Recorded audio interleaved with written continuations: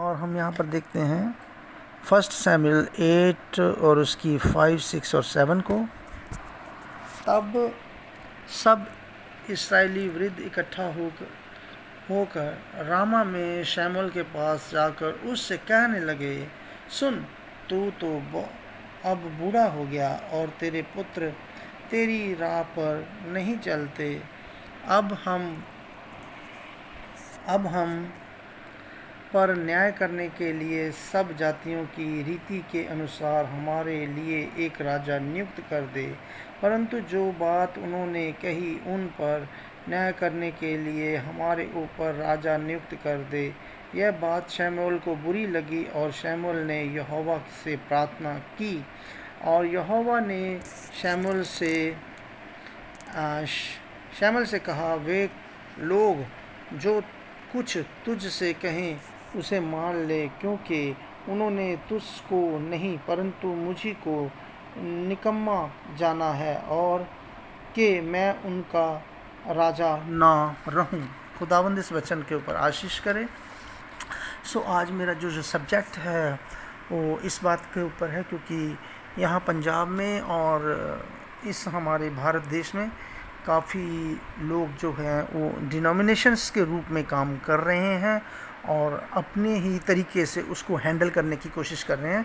और बहुत सारे लोग इस बात का दावा कर रहे हैं कि हम भाई ब्रैनम के संदेश में हैं, मगर मैं ये छोटा सा संदेश अपने भाइयों और प्रभु के मेमनों और प्रभु के भेड़ों के लिए लेकर आया हूँ, ताकि वो भेड़ें उन सैयारों को, उन भेड़ियों के चुंगल से बच जाएं। और मैं ये बताना चाहता हूँ कि संस्था क्या होती है। फर्स्ट मैं ये बताना चाहता हूँ कि संस्था क्या होती है। बहुत सारे लोग हैं जो ये सोचते हैं कि हम किसी संस्था के साथ अटैच नहीं हैं। तो संस्था ये है कि उनके ऊपर एक शारीरिक तौर पर एक लीडर होता है जो उस चीज़ को, उस संस्था को फाउंड करता है, ढूंढता है और उसके अंदर अपने कायदे कानून सेटल करता है और वो अपने ही हिसाब से उसको चलाने के लिए कोशिश करता है। वो उसके ऊपर रूल करता है। और संस्था का काम क्या होता है, ये सारी अच्छी अच्छी बातें लोगों को बताते हैं, मगर इनके पीछे का छुपा हुआ जो मकसद होता है वो एक शैतान, एंटी क्राइस्ट स्पिरिट है जो अपने ही मापदंडों को लगाती है। अगर आप ब्रदर ब्रैनम के मैसेज को नहीं पढ़ेंगे, अगर आप भाई ब्रैनम के संदेश को नहीं पढ़ेंगे तो आप बहुत आसानी से उसमें फंस जाएंगे। आज बहुत सारे लोग हैं जो कहीं भी जाकर बैठे हुए हैं, मगर मेरे भाइयों, मेरे बहनों, मैं आपको ये बताना चाहता हूँ कि आप अगर सच में एक दुल्हन हैं, अगर आप सच में प्रभु की भेड़ हैं, तो आप किसी ना किसी तरीके से उस चुंगल में से निकल जाएंगे। अगर आप दुल्हन का हिस्सा नहीं है, अगर आप प्रभु की भेड़ नहीं हैं, तो आप उस अलौकिक आवाज़ को नहीं पहचान पाएंगे, क्योंकि उस अलौकिक आवाज़ को समझने के लिए प्रभु ने अपनी भेड़ों को कान दिए हैं, अपनी भेड़ों को 5 सेंसेस दी हैं। जो 5 सेंसेस जो हैं वो 6 सेंस को पैदा करती हैं और 6 सेंस जो है वो हमारे अंदर जो हमारा कॉन्शियस माइंड है, जो हमारे अंदर जो हमारा सोल है, उसके पास केवल एक ही सेंस होती है, जहाँ तो आप विश्वास करते हैं और जहाँ आप विश्वास नहीं करते हैं। इसलिए ये सब आप प्रभु के ऊपर छोड़ दें। प्रभु ही है जो आपको वहाँ से निकालेगा और प्रभु ही है आप उसको संस्था में से निकालने की ताकत रखता है। मगर हम उस संदेश को अच्छी तरह से समझेंगे। क्यों हम संस्थागत नहीं हैं, हम एक डिनोमिनेशन नहीं है, हम एक मिशन नहीं है, हम एक जथेबंदी नहीं है। क्योंकि जथेबंदी का रूल क्या होता है, उनका एक फाउंडर होता है। हमारा कोई फाउंडर नहीं है। हमें जो भाई विलियम मैरियन ब्रैनम ने, जो कि हमारा प्रॉफिट था, प्रकाशित वाक्य 10:7 का जो नबी था, उसने जब हमें संदेश दिया तो हम डिनोमिनेशन से, मिशनों में से बाहर निकले और आज हम कोई संस्थागत नहीं है। भाई ब्रैनम ने ये बात को चैलेंज के साथ बोला है कि मेरे वर्ड जो हैं, मेरे शब्द जो हैं, मेरा संदेश जो है वो कभी भी संदेश जो है वो संस्थागत नहीं होगा। अगर कोई आज भाई ब्रैनम के संदेश के ऊपर से आकर कोई चीज़ को लेकर आता है और कहता है कि एक आदमी पृथ्वी के ऊपर होना चाहिए जो हमें हैंडलिंग करे, दैट इज़ द स्पिरिट ये एक ऐसा आत्मा है जो आदमी की हुकूमत के नीचे रहना चाहता है, मगर प्रभु ने हमें आज़ाद किया है। हमें अपनी स्व इच्छा के ऊपर छोड़ा है कि आज हम प्रभु को प्रभुता करने के लिए अपने ऊपर लेकर आते हैं, या फिर किसी आदमी को हमारे ऊपर प्रभुता करने देते हैं। तो यहाँ पर हम देखते हैं कि जो सैमुएल के समय का टाइम था, वहाँ के जो लोग थे, बुज़ुर्ग लोग थे, काफ़ी समझ सूझी रखने वाले लोग, वो सैमुएल के पास आते हैं और देखते हैं कि उसके जो बेटे हैं वो ठीक से न्याय कर नहीं पाते हैं और पैसे के चक्कर में हैं, उनके बड़े बड़े पेट हैं और वो प्रभु की सेवकाई जो है वो सही ढंग से कर नहीं पा रहे। इसलिए उन्होंने क्या किया कि सैमुएल से कहा कि हमें एक राजा दे दो। आज भी बहुत सारे लोग जो हैं वो प्रभु को अपने ऊपर प्रभुता नहीं करने देते हैं, वो प्रभु की वेट अपॉन द लॉर्ड नहीं होते, वो इंतज़ार नहीं करते, वो वेट नहीं करते प्रभु का, बल्कि वो लोग जल्दी चाहते हैं कि हमें कोई राजा मिल जाए, हमें कोई वचन सिखाने वाला मिल जाए, हमें कोई अच्छा बोलने वाला मिल जाए। और आज बहुत सारे स्पीकर हैं मतलब यानी कि जो अनाउंस करते हैं, बोलते हैं, प्रचार इस तरह लाइन बर लाइन प्रचार करते हैं कि आप बहुत आसानी से उनके चंगुल में फंस जाओगे अगर आप प्रभु के नबी के संदेश को नहीं जानते हैं। तो यहाँ पर जो परमेश्वर का दास है, जो भाई ब्रैनम है, वो बोलता है कि मेरा संदेश कभी भी संस्थागत नहीं होगा। दैट इज़ द आमीन। और हम इस बात पर सब लोग आमीन बोलते हैं। और मगर हम देखते हैं कि भाई ब्रैनम ने एक संदेश पे प्रचार किया था वेश्या के ऊपर। वो बड़ी वेश्या, उनकी माँ जो है, हम देखते हैं कि उस समय जो वेश्या की आखिरी बेटी, और ये जो समय है ये लास्ट समय है, अंत का समय है, और इसमें उसकी वेश्या की आखिरी बेटी जो है वो बहुत ही चंचल है, बहुत ही खूबसूरत है, बहुत ही आकर्षित है, और वो 99.9 तक बिल्कुल ब्रदर ब्रैनम के संदेश को ही हूबहू प्रचार करती है, सेम टू सेम वही वचन प्रचार करने के वो दावा करती है। मगर उनके पास ड्रेस कोड है, उनके पास क्लीन शेव करने के लिए, उनके पास में अपने चर्च में बहुत ज़बरदस्त उन्होंने प्रचारक पाल रखे हैं। और मेरे बहनों भाइयों, मैं बताना चाहता हूं कि उनके पास वो सारी चीज़ें हैं जो देखने में बहुत आकर्षित हैं, जो हमें 5 सेंसेस के ज़रिए बहुत अच्छी लगती हैं, मगर उनके पास न्यू बर्थ नहीं है, उनके पास जो है पवित्र आत्मा का अभिषेक नहीं है, उनके पास पवित्र आत्मा नहीं है जो गलत और सही का निर्णय कर सकती है। और हम देखते हैं कि जब the Son of man table पर था प्रभु भोज के लिए, तो उसने उस समय जजमेंट किया उसने द सन ऑफ मैन, जो उस समय का द सन ऑफ मैन था, जो यहूदी लोगों के लिए आया था, उसने जजमेंट किया। और यहूदा इस्करियोती जो कि बिल्कुल उसकी मिनिस्ट्री में बैठा हुआ था और चंगाई कर रहा था, बहुत बड़े बड़े प्रचार लेसन दे रहा था लोगों को, और बहुत ज़बरदस्त उनके चेलों में से एक था, हूबहू वैसा ही बिल्कुल। मगर वो कुछ कायदे कानून चाहता था, वो चर्च में कुछ कायदे कानून चाहता था। जैसे उसने भाई यीशु मसीह के सर के ऊपर उसने वो ताज रखा, मगर प्रभु यीशु मसीह ने उस ताज को ठुकरा दिया। उसने कहा कि तू मुझे एक दिन ताज जरूर देगा। इसी तरह मेरे बहनों भाइयों, इस आखिरी समय में द सन ऑफ मैन की जो मिनिस्ट्री है, जिसके बारे हमारा प्यारा भाई यीशु मसीह बोलता है, प्रभु यीशु मसीह बोलते हैं, और उसने कहा कि आखिरी समय में the Son of man ministry आएगी, और वो 7वीं मोहर के ऊपर स्टॉप हो गया। उसने कुछ भी नहीं बोला। मगर मैं आपको बताना चाहता हूँ, जो अज्ञानी लोग हैं वो लोग इस बात को नहीं समझ पा रहे, और वो एक मनुष्य की बाट जो रहे हैं, और वो लोग ये कह रहे हैं कि हमें इस धरती के ऊपर एक बादशाह चाहिए, हमें एक हुक्मरान चाहिए, और हमारे धरती को परमेश्वर कभी खाली नहीं छोड़ता। मैं ये उनसे एक मेरा क्वेश्चन है, मेरा एक सवाल है मेरे भाइयों बहनों, अगर आपके अंदर रता भी पवित्र आत्मा थोड़ा भी है तो आप इस बात को समझ जाएंगे।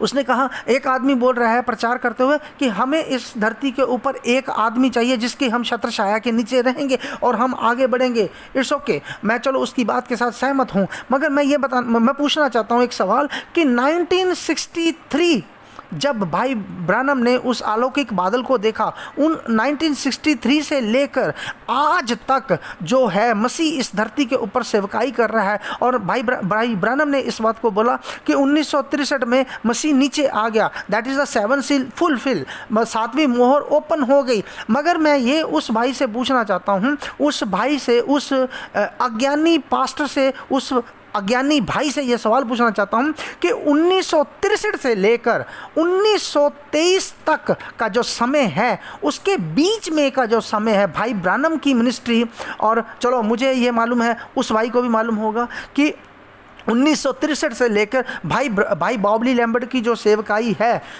उस तक का समय जो था, एक मनुष्य के हम साए के नीचे था, जो था द सन ऑफ मैन की मिनिस्ट्री के नीचे था। आमीन। मगर ब्रदर बॉबली लैम्बर्ट के बाद जाने के बाद कुछ समय के बाद तक का जो समय था, उस समय से लेकर किसने इस धरती को अगुवाई की? मेरा ये क्वेश्चन है। 1963 से लेकर भाई ब्रानम के यहाँ से जाने के बाद से लेकर आज तक इस धरती के ऊपर किसने अगुवाई की? भाई बॉबली लैम्बर्ट तक यीशु मसीह ने कहा कि मनुष्य के पुत्र का आना जरूरी है, और मनुष्य के पुत्र का मतलब है कि the Son of man. The Son of man मतलब एक नबी, एक पैगंबर। 7 कलीसिया युगों का एक नबी था, एक पैगंबर था, ब्रदर विलियम मैरियन ब्रानम, जो इस धरती के ऊपर आया और उसने एक सेवकाई की, और उसके बाद में the Son of man ministry start होती है। आमीन।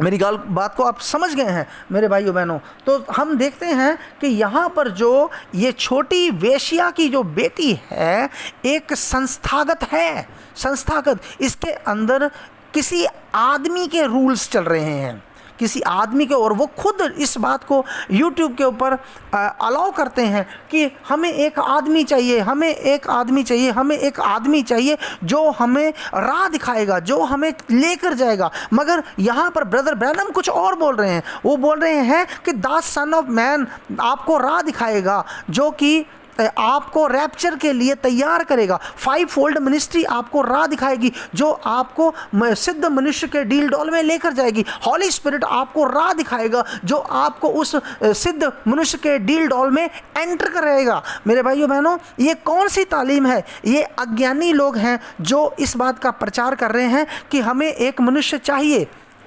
हमें एक मनुष्य ऑलरेडी दिया जा चुका है, नबी पैगंबर दिए जा चुके हैं। 7 कलीसियाई काल तक मनुष्य का पुत्र उन दीवटों के अंदर घूम रहा था with Holy Spirit, the Son of Man उनके अंदर मूव कर रहा था। मगर हम देखते हैं कि भाई ब्रानम के बाद जाने के बाद में द सन ऑफ मैन की मिनिस्ट्री जो है, वो 7वीं मोहर जो है वो ओपन हो जाती है। और जब ये 7वीं मोहर ओपन हो जाती है तो वो अपने लोगों को गाइड कर रहा है। एक पाँव उसका धरती के ऊपर, एक समंदर के ऊपर है, और वो अपने लोगों को नाम ले लेकर पुकार रहा है। और इस आखिरी समय में गर्जन जो है, थंडर जो है, उस मनुष्य के पुत्र के मुंह से निकलती हैं और दुल्हन एकत्रित हो रही है। ये YouTube के ऊपर झूठे प्रचारक जो हैं वो इस बात का दावा कर रहे हैं कि हमें एक मनुष्य चाहिए, हमें एक आदमी चाहिए। ये कोई संस्था नहीं है जहां पर हमें ओहदे मिलेंगे, हमें कोई पास्टर बनाएगा, हमें कोई बिशप बनाएगा, हमें कोई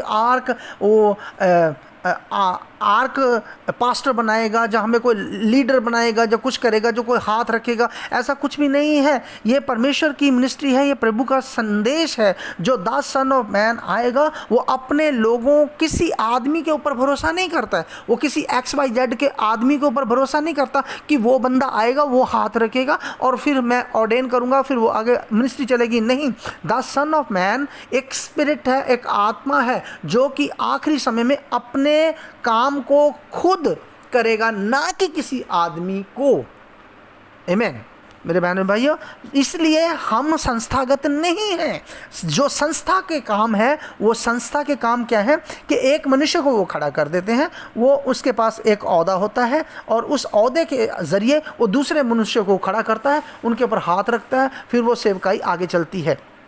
संत पतरस और पौलुस के अंदर भी यही झगड़ा था, और संत पौलुस कहता था कि प्रभु के साथ मैं रहा हूं, और संत पतरस ये बोलता था, और संत पौलुस ये कहता था कि दमिश्क के रास्ते में मुझे उसने अपनी ताकत सामर्थ बताई और अपना राह मुझे बताया, और उस दिन से लेकर प्रभु ने आज मुझे गैर कौमों के लिए चुना। हालांकि उनके पास एक ही मिनिस्ट्री थी, मगर उनका सोचने का ढंग अलग अलग था, क्योंकि पतरस को परमेश्वर ने यहूदियों के लिए चुना था और पौलुस को उन्होंने गैर कौमों के लिए चुना था, मगर उनका पर्पस, उनका एजेंडा एक ही था। मगर आज अगर मेरे बहनों भाइयों आपका एजेंडा बाइबल से अलग है, बाइबल से अलग है। संत पौलुस जो है गलातिया की किताब उसके 1 बाब और उसकी 6 से 10 में कहता है कि अगर खुदा ऊपर आसमान से कोई फरिश्ता भी आ जाए और अपनी बॉडी को चमका के आपको बताता है कि मैं ही वो सच्चा संदेश वाहक हूँ, आप बिलीव मत करना। आप उसे ब्रदर ब्रैनम के मैसेज में से,